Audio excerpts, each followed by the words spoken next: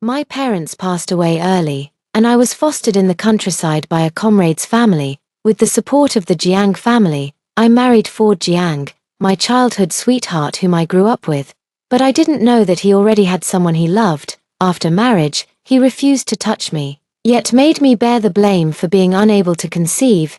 Jiang's parents grumbled at me while handing over a pair of children from distant relatives for me to raise. Meanwhile, Ford Jiang left for the military without a second thought, returning less than once a year from then on. 18 years later, I raised the children to adulthood, and they even got admitted to Tsinghua University. Ford Jiang brought another woman home to attend the college celebration banquet, and publicly declared that these twins were their own biological children. Watching the loving family of 6, I realized I was the only one kept in the dark. In despair, I left in anger, only to accidentally fall off a cliff in the vast darkness of night.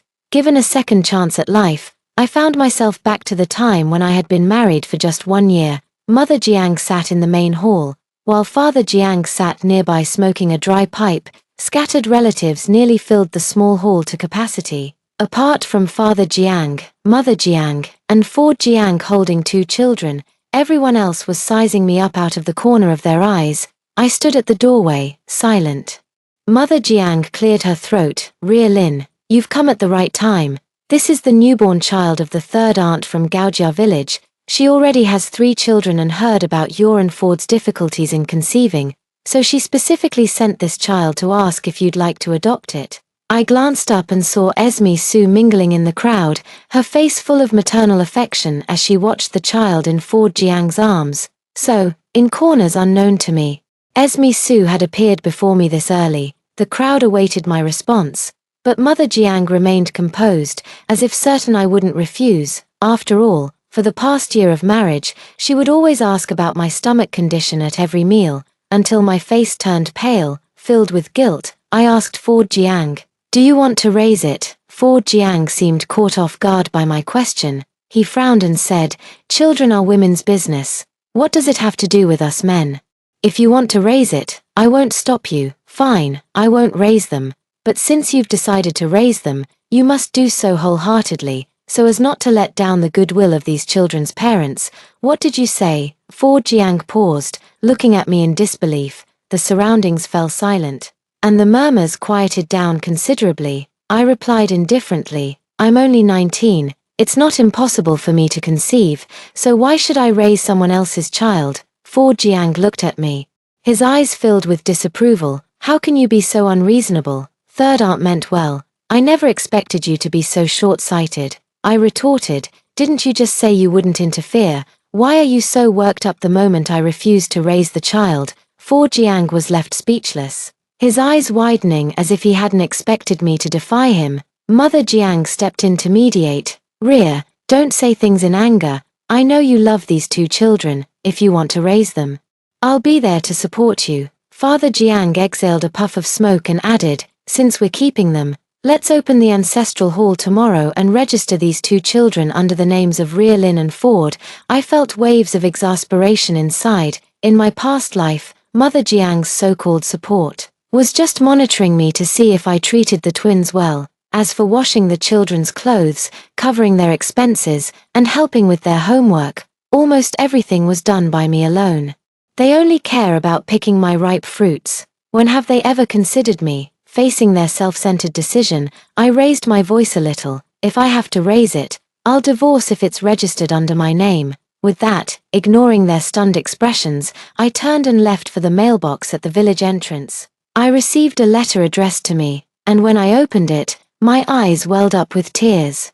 Inside the letter was a 100 yuan bill and a stack of food and cloth ration coupons.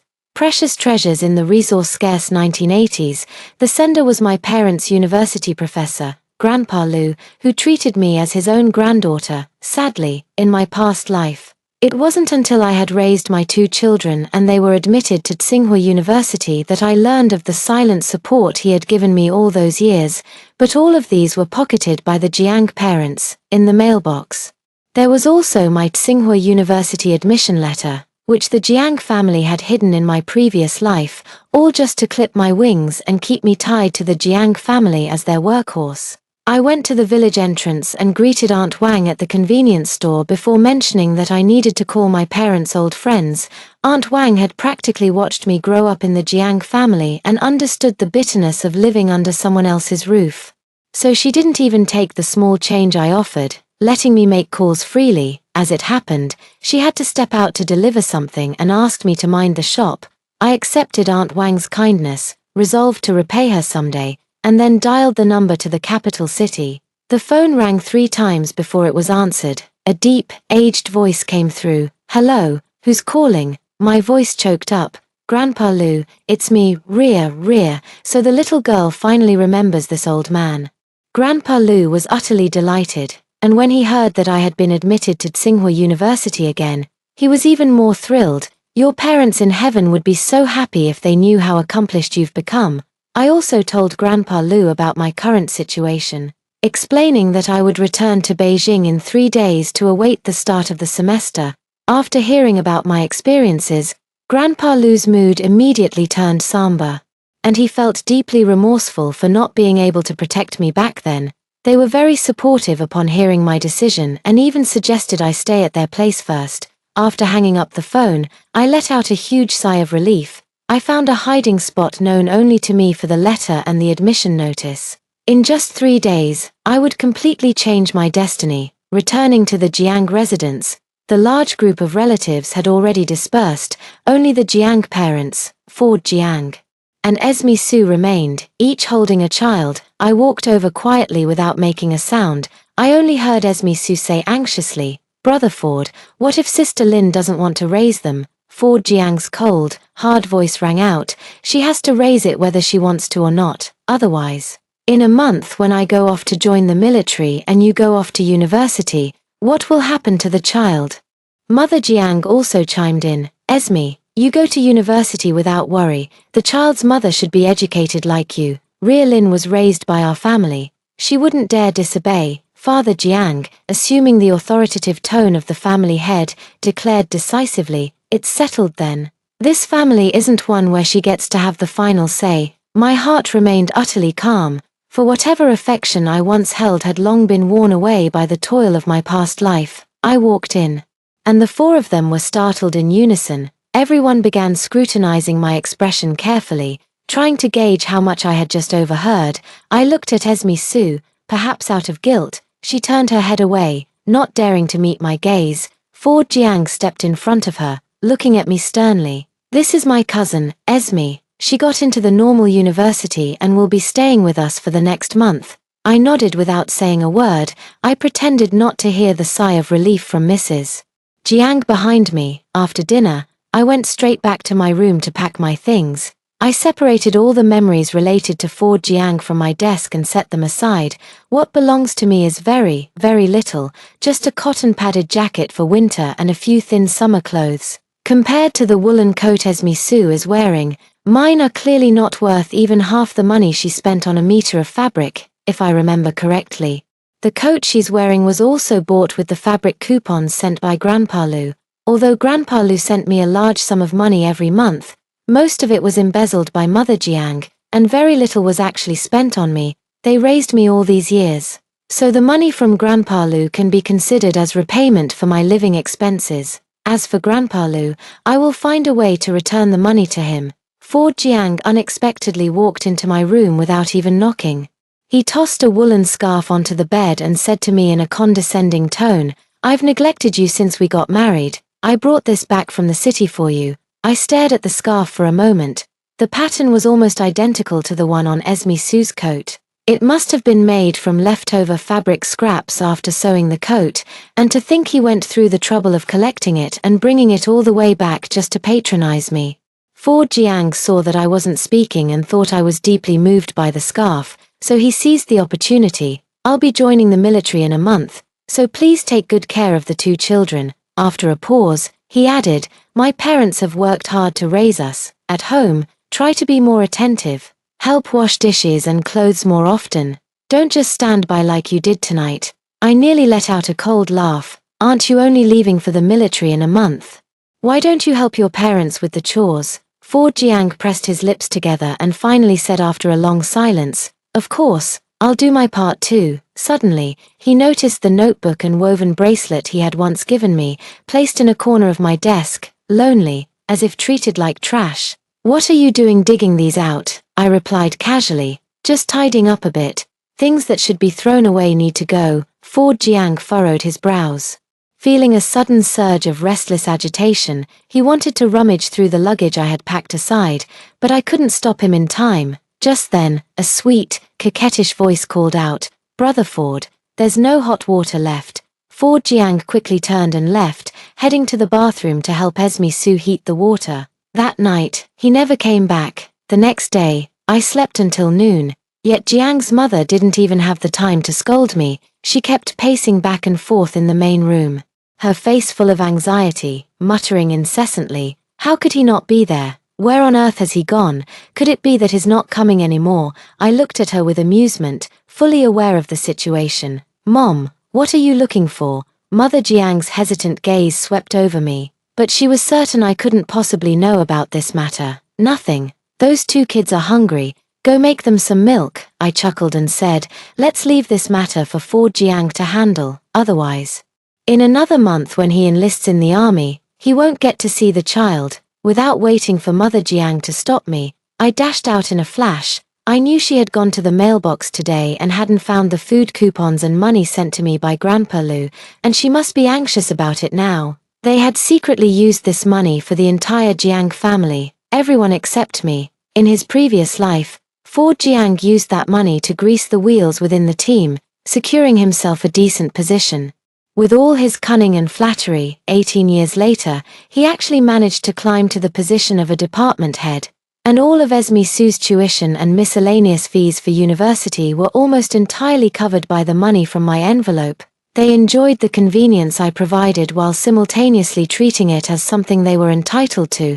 How could there be such a good thing in the world? I arrived at the village's youth organization team, which was full of Ford Jiang and Esme Sue's gang of troublemaker friends. Before I could even get close, I heard one of his childhood buddies teasing, "Old Jiang, you dote on Esme so much. How could you bear to let her go off to university?" Esme Sue nestled in Ford Jiang's arms, shyly saying, "What nonsense are you talking about? I only see Ford as a brother." Her childhood friend teased even more. "What kind of brother? More like a sweetheart, right?" Everyone around burst into laughter, creating a light and cheerful atmosphere. Ford Jiang, also beaming with joy, hugged Esme Sue and said, "Even when you're in the capital, remember to think of me and the child." Esme Sue shyly raised her head, gave him a kiss on the cheek, and replied with a yes. At this moment, they started talking about me again, and Ford Jiang's expression became much more restrained. I heard him say, "Ria Lin can endure hardship and is suited to stay at home to take care of the parents and children.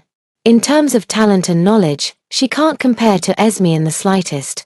My heart felt as if it had been struck several times by a hammer, even though I knew the truth deep down. Hearing such heartless words still filled me with grief and indignation. I feel indignant about the hard 20 years of my previous life, the education I gave up, and even the self I abandoned. At that moment, a young woman returned from outside and looked at me in surprise. She pulled me inside. "Sister-in-law, what are you doing here? Come in." The cheerful atmosphere in the room instantly fell silent. Everyone was looking at me with unnatural expressions on their faces. Ford Jiang and Esme Sue quickly stood up, putting some distance between them.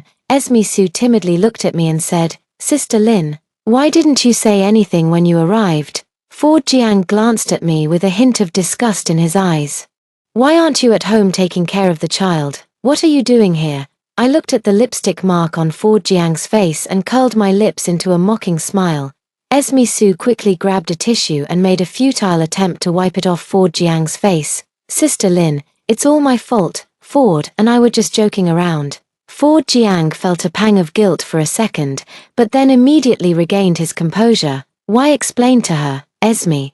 You and I have been as close as siblings since childhood. There's nothing to hide." Perhaps fearing that I would expose him, his tone turned angry. "Ria Lin, can you stop being so suspicious all the time? It's because of you that I don't even want to come home, you know? If only you had even a fraction of Esme's gentleness." "Ford Jiang," I interrupted him. He seemed to realize only then that he had misspoken and awkwardly fell silent.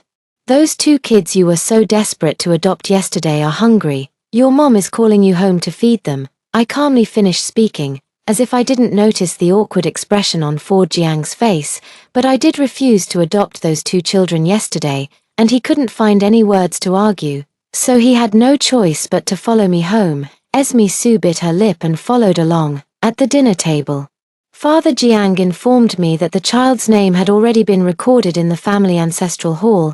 I nodded without saying a word. Mother Jiang glanced at me and gave Ford Jiang a meaningful look. Autumn is approaching, and Ria's clothes are getting old. Ford, take Ria to the city the day after tomorrow to buy some new clothes. Ford Jiang glanced at me and agreed. Esme Sue pouted with a grievance on the side. Esme should go too, it's on the way anyway. Mother Jiang looked at me, and I nodded again, agreeing to everything without hesitation. The whole family seemed somewhat surprised. After all, just a couple of days ago I had openly contradicted them to their faces. I thought to myself, the day after tomorrow when I go to the city, I can just buy a ticket and leave. No need to come up with an excuse either. Perfect, Ford Jiang, I can finally leave you. I've waited 2 lifetimes for this day. 2 days later, just as dawn was breaking, Ford Jiang gently pulled Esme Sue out of bed and patiently helped her wash up before coming to knock on my door, but I opened the door before he could knock. Seeing me already dressed and ready, Ford Jiang was visibly taken aback. Why are you carrying such a big bag? I adjusted the strap of my handbag, tightened my expression, and replied calmly, I brought some food. Esme Sue popped out from behind him, looking at me with slight disdain. Sister Lin, we're going to the city, not farming. Why are you bringing dry rations? Don't they have food in the city? Ford Jiang also sneered upon hearing this. Fine, bring it if you must, just don't complain halfway and ask me to carry it for you. My excitement wasn't dampened in the slightest as I confidently replied to them, don't worry, it won't happen. We rode to the city in the village chief's pig transporting truck. In these times, owning a vehicle was already an extraordinary thing. Ford Jiang gently helped Esme Sue onto the truck, thoughtfully laying down a layer of newspaper to prevent her clothes from touching anything dirty. As for me, I struggled to climb onto the truck and simply found a corner to sit down in. A woman from the neighboring village, seeing the intimate manner between Ford Jiang and Esme Sue, couldn't help but tease, oh my, you two must have just gotten married, right? So affectionate, even more attentive than my old man was back in the day. Esme Sue's face showed a moment of awkwardness. While Ford Jiang stiffened, unsure how to respond, it was the village chief standing nearby who kindly explained, Sister, you've got it wrong. This is his wife here. My aunt gave me a strange look from the corner, her eyes filled with confusion, but she didn't dare say much, only muttering under her breath, didn't the Qing dynasty fall? How can someone still openly set aside their wife to dote on a concubine? Though her voice was soft, everyone in the carriage heard it clearly. Especially Esme Sue, whose face flushed red as she slightly pulled away from Ford Jiang's embrace. Ford Jiang also felt embarrassed by the remarks and, when no one was looking, shot me a fierce glare. I ignored all this drama, focusing solely on the bag in my hand. It held all my hopes. After getting off the bus and as the crowd dispersed, Ford Jiang's gaze toward me grew even more impatient. He said stiffly, here's $5. Go buy yourself some clothes. Be back here at 3 in the afternoon. With that, he threw the $5 bill he was clutching into my lap. Then, without looking back, he wrapped his arm around Esme Sue and left. Before leaving, Esme Sue turned back and gave me a pitying glance. I picked up the $5 bill from the ground and tucked it into my pocket. Although I knew Jiang's mother had clearly given him $50, in his mind, I was only worth spending that much. But it doesn't matter anymore. I've already told Grandpa Lu not to send any more money in the future. The previous amounts will sever everything between us. I turned and walked toward the station, until I boarded this train to the capital. The tears I had held back for decades finally fell, having wasted decades in the village. I never imagined there could be a second life for me. Since I was sent to the Jiang family at the age of 5, the man I interacted with most was Ford Jiang. Inevitably, I fell in love with him. But he treated me as a sister, a nanny, a tool, yet never as a wife. This love hidden for over a decade might just be an obsession after all. If my parents' spirits in heaven knew that in my past life I only revolved around a man and his family, they would surely be furious. But it's all right. Thank the heavens for giving me another chance. Perhaps this was also my parents in heaven not wanting to see me suffer so much, granting me a wish to live another life. I hope my future life will always shine brightly. Upon arriving in the capital city, my first stop was the capital hospital, where I handed over several strands of hair to the testing department. After that, I followed the address and arrived at Grandpa Lou's doorstep. It has been many years since I last visited the capital city. Standing in front of the Lou family's imposing and solemn villa, I actually felt a hint of timidity and unease. The maid, however, looked pleasantly surprised when she saw me. "You must be Miss Lin, right? The old master told me you'd be arriving in the capital these days. Please come in quickly. The old master is playing chess right now." I nodded and stomped my feet at the door for quite a while. Only when I felt the mud had fallen off my shoes did I step into the Lou family's house. The Lou residence was much quieter than I had imagined. In the spacious living room, two elderly people were sitting and playing chess. Upon seeing me, Grandpa Lou slapped a chess piece down, disrupting the game, and immediately came over to me with his cane. Behind me, another old man exclaimed, "Lou Junnan, you old rascal, cheating again." Grandpa Lou, his eyes brimming with tears, looked me up and down and said, "Good child, you've suffered." Those few words miraculously smoothed over decades of grievances I had endured. I reached out and hugged Grandpa Lou, tears streaming down my face, bitterness mingled with the joy of new life. I told Grandpa Lou about what happened in the countryside, and the more he listened, the angrier he became. The unfamiliar grandpa beside him was also filled with righteous indignation.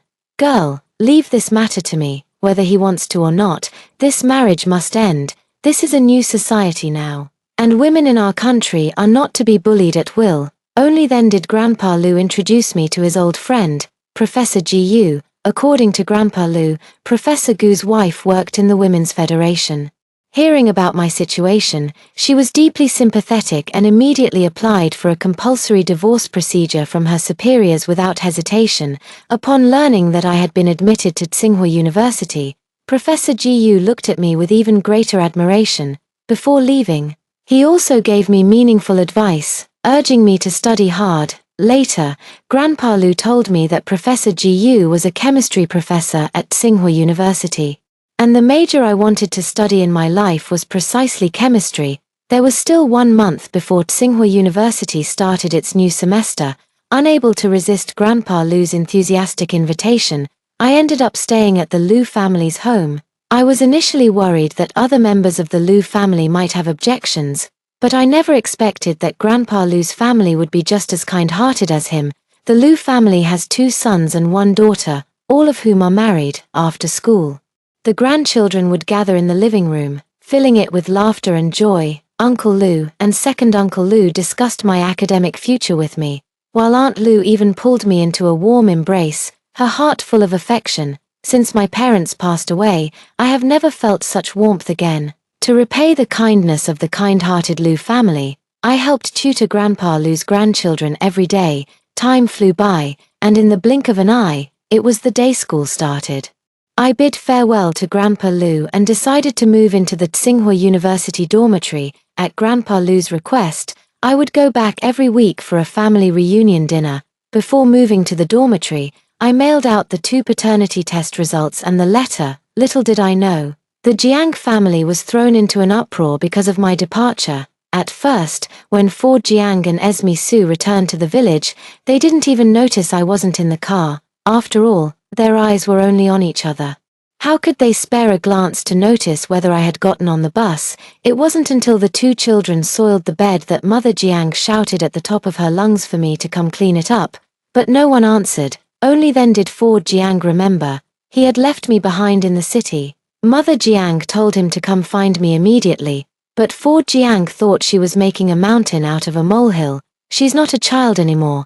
Can't she even find her way home? With that, he turned away and went off to be all lover-dovey with Esme Su. He didn't even care when the child started crying. Esme Su did feel sorry for the child, but the overwhelming stench made her. Someone who had never done a day of hard labor, immediately recoil in disgust. She had no choice but to let Jiang's mother continue cleaning up the mess. Jiang's mother cursed my name the entire time she was tidying up. She swore that if I ever came back, she would make sure to teach me a lesson. I waited for 4 or 5 days in a row, but still didn't see any sign of me. The Ford Jiang family finally sensed something was wrong. He deliberately took the village head's car again, and when the village head asked why Ria Lin wasn't seen, he could only stammer in reply, she went to the city to visit her cousin. The village chief felt somewhat puzzled, as he was well aware of my adoption story from back then. Upon arriving in the county town, Ford Jiang gathered the other selected brothers from the unit to help search for someone. They searched from dawn till dusk, asking everyone they could, but found no trace of me. Ford Jiang took a deep breath, never imagining that Ria Lin could cause him so much trouble. He suppressed his anger and continued searching. Only one ticket-selling auntie let out a surprised "her" when she heard his description.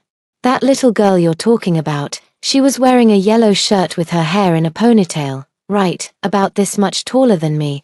The auntie gestured with her hands to show the height difference. Ford Jiang's voice was filled with surprise. "That's right, auntie. Do you know where she went?" The elder chuckled and said, "The young lady went to the capital city, said she's going to university." It was like a thunderbolt striking Ford Jiang's head. Ria Lin went to the capital. And to attend university at that. Are they just going to abandon their home like that? Ford Jiang stumbled back home in a daze, and his mother hurried over to ask what was wrong. Ford Jiang, utterly devastated, let out a resentful roar when he saw his mother. "Mom, why didn't you tell me Ria Lin got into university? She's gone to the capital now. Beijing. She's never coming back." Jiang's mother turned deathly pale in an instant, and Jiang's father even dropped his pipe. It fell to the ground with a clatter, breaking into 2 pieces. Esme Su, who had just come out of the bedroom holding the child, also wore an expression of utter shock. Jiang's mother staggered back a few steps and collapsed weakly into a chair. It's my fault for not hiding her ID card properly, for not realizing she wanted to run away." Having said that, she seemed to recall the money and food coupons she hadn't received this month.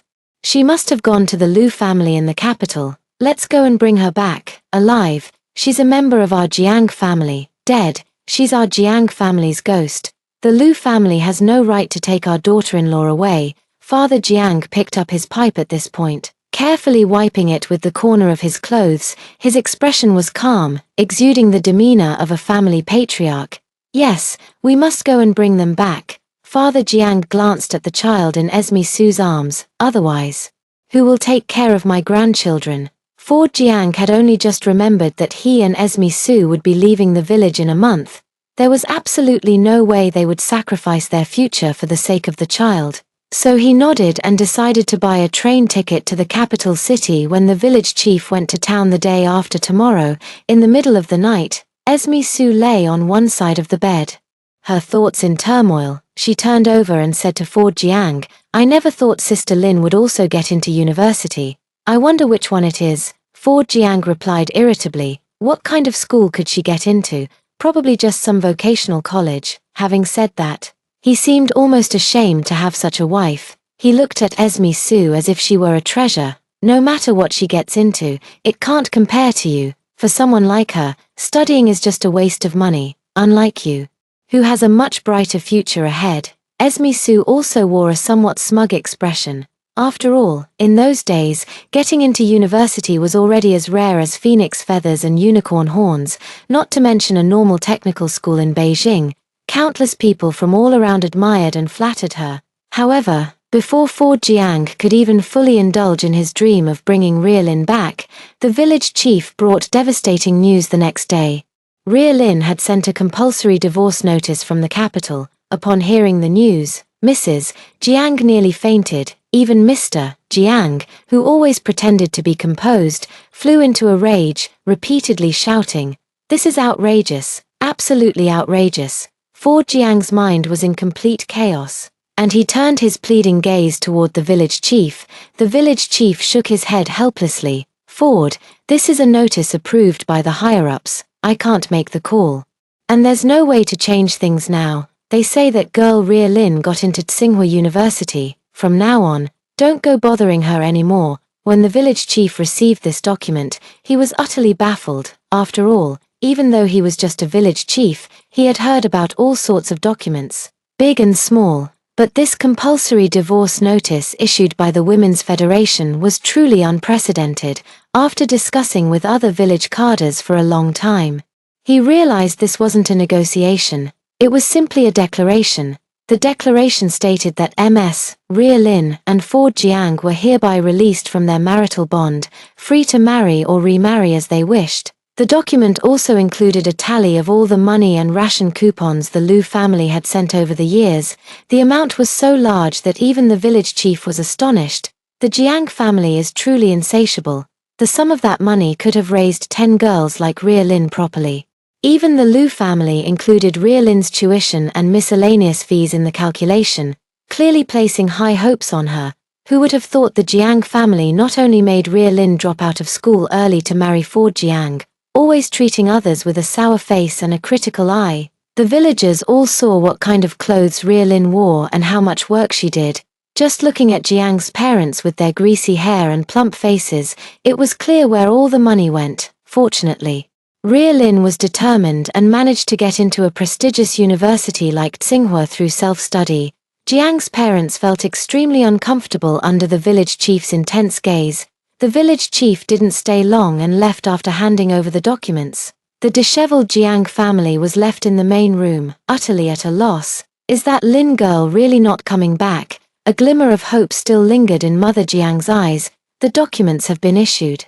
On what grounds should we bring her back? Ford Jiang felt as if his backbone had been pulled out, and his heart had never felt so empty. Esme Su stood by, consumed with envy. She never imagined someone like Ria Lin could get into the prestigious Tsinghua University. Just a few days ago, I had been showing off in front of her. Though Ria Lin didn't show any reaction, she might have secretly mocked me countless times. Senior GU and I walked out of the lab together.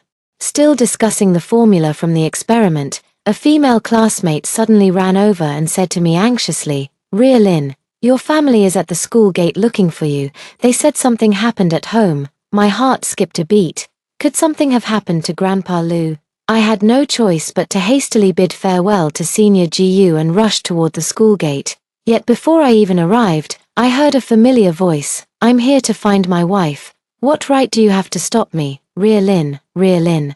It was Ford Jiang's voice. As I approached, he saw me too. With a tone of surprise, he said, "Ria Lin, come back with me quickly. Mom and Dad are sick." I said expressionlessly, "Aunt Jiang and Uncle Jiang should see a doctor if they're sick. At the very least, Esme Su can take care of her. Why come to me?" Ford Jiang's face stiffened momentarily when he heard how I addressed them, but he still shamelessly shouted, "Ria Lin, no matter how much resentment you hold against us, considering how my parents raised you all these years, you should have let it go by now. Besides, it's only natural for a daughter-in-law to care for her in-laws. Even though you got into Tsinghua University, you can't be ungrateful." As soon as he said this, the classmates who had already been drawn to the scene now looked at me with scrutiny in their eyes.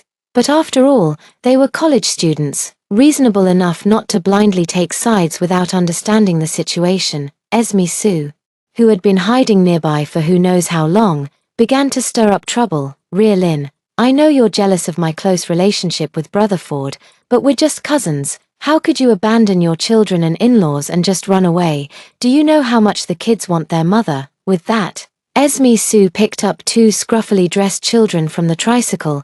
The children were wailing loudly at that moment. Esme Su placed the two pitiful children in full view of the crowd. At this moment, some people in the crowd began to waver. "Classmate Lin, if that's really the case, you should go back and take care of your family." "That's right, the child is innocent too. Since you've given birth, you must raise them. Studying is important, but cherish those around you. This man seems to truly love you." I gave a cold smile but didn't argue with my classmates, because I knew they were just being incited.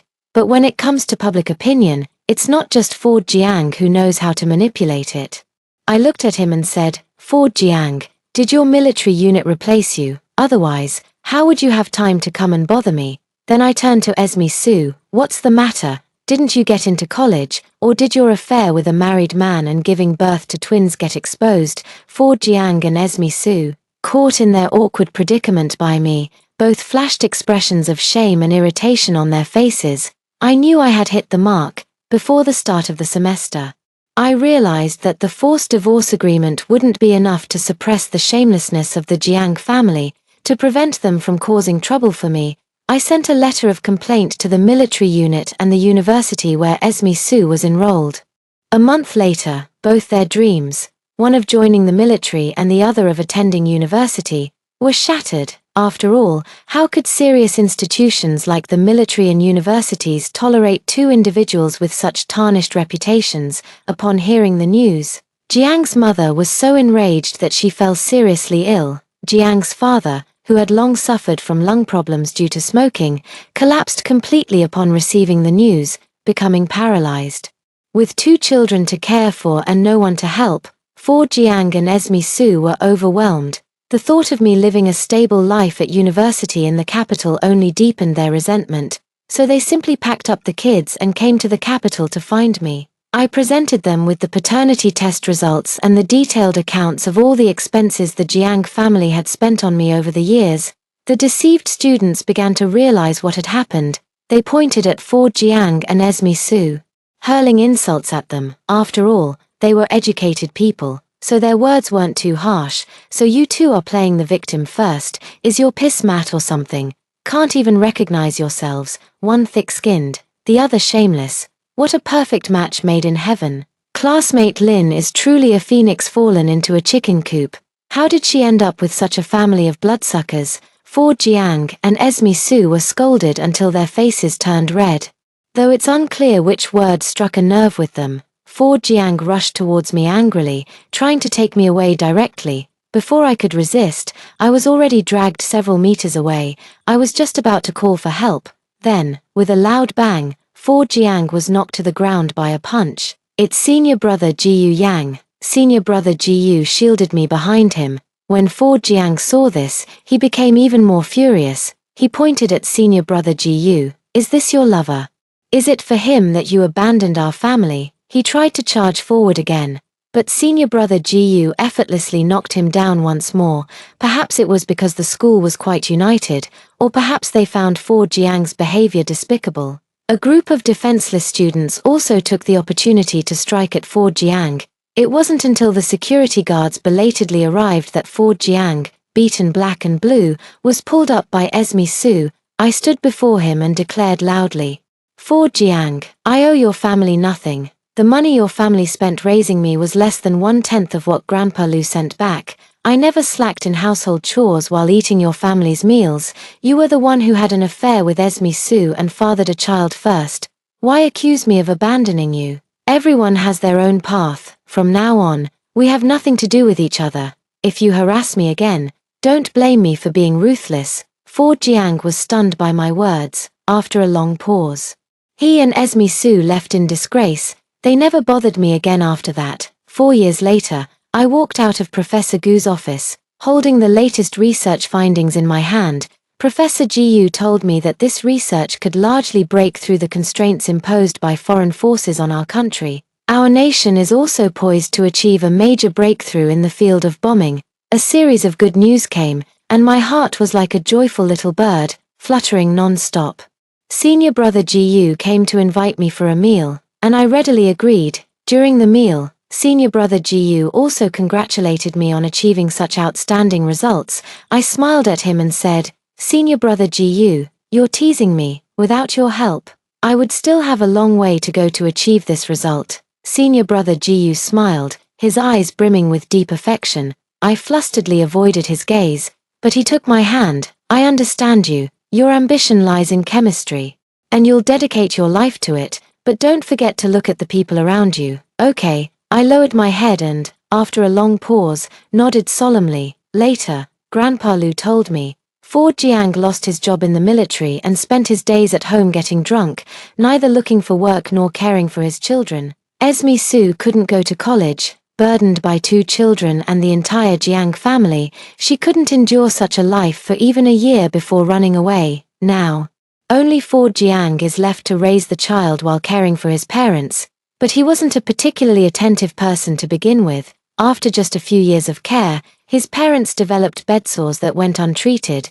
leaving them writhing in pain all day in bed. Ford Jiang neglected them, letting them die in agony. As for those two children, no one taught them anything, and they skipped school every day to fight. A villager who knew the situation even mocked them to their faces.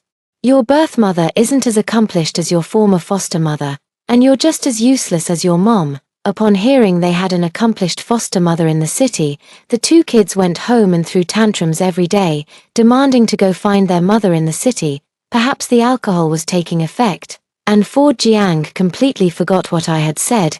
He immediately bought 3 train tickets and prepared to head to the capital. Unexpectedly, due to being completely drunk, he collapsed on the railroad tracks and couldn't get up. Just like that, he was gone. When the two children found me, they were covered in dirt, looking like little beggars. They cried, saying their father kept repeating one sentence before he died: "It shouldn't have been like this. I want to be reborn. Lin, wait for me." By then, I had already been awarded the National Major Contribution Prize and became the youngest academician at the Research Institute. I told the two children the truth. And despite their reluctance, I still sent them to the welfare home. After all, being soft on them would be cruel to my past self. Holding the trophy, amidst the flashing cameras, I seemed to catch a glimpse of my former self. Her silent lips seemed to say, "Move forward, don't look back." Brother Gu stood among the crowd applauding for me, casting a firm gaze in my direction. I thought to myself, I won't look back.